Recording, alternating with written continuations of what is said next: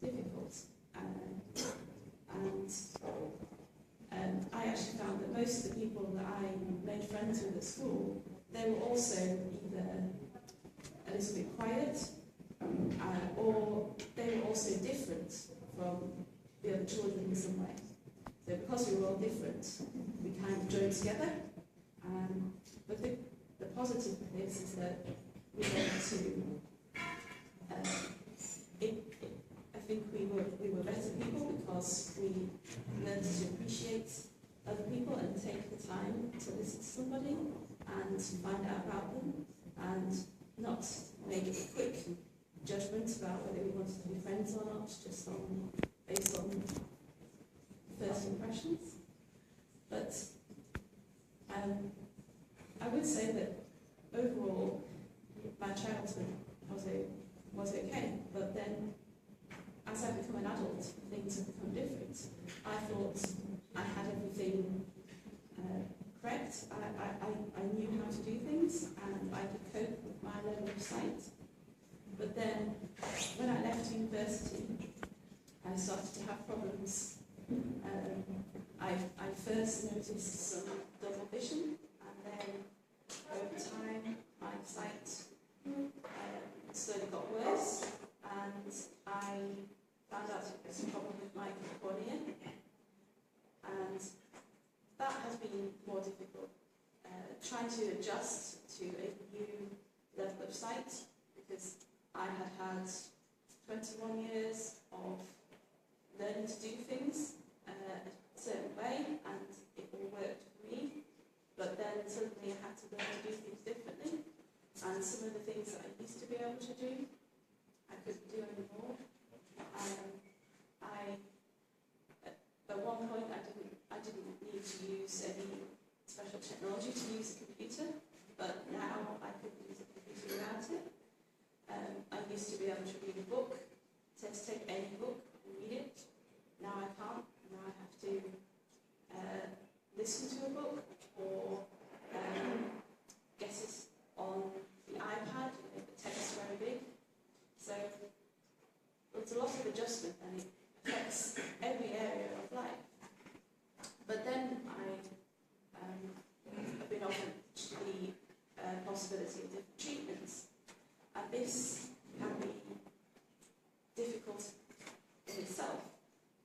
I went to one doctor and he gave me one opinion on the best treatment. I went to a different doctor and he gave me a different opinion. And so now I don't know what to choose. But I also don't know if I should do anything. When I started having the cornea problems, my eye was very painful, but it's not so bad now. And I have also had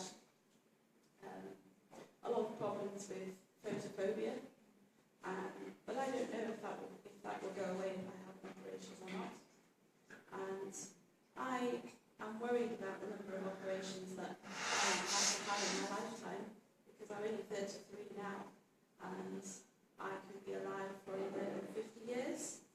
And I know that many of the operations we have now for the cornea, the cloudiness of the cornea can return in a few years. So do I want to have an operation every 4 or 5 years? I don't know.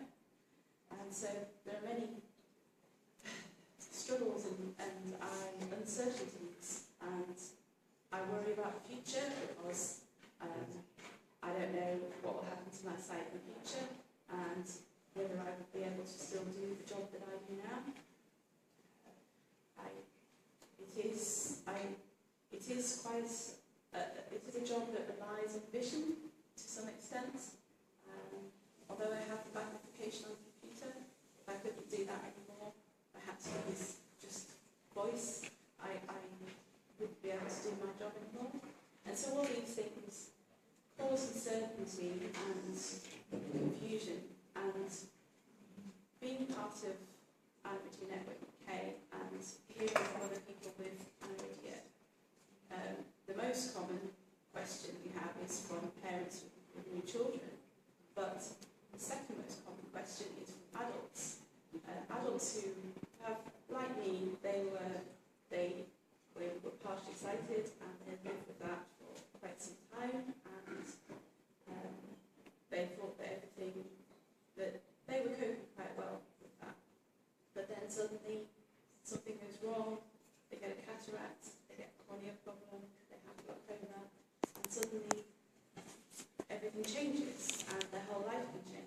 and sometimes they can't carry on with their work, or they're not given the right advice about technology to help them stay in their job.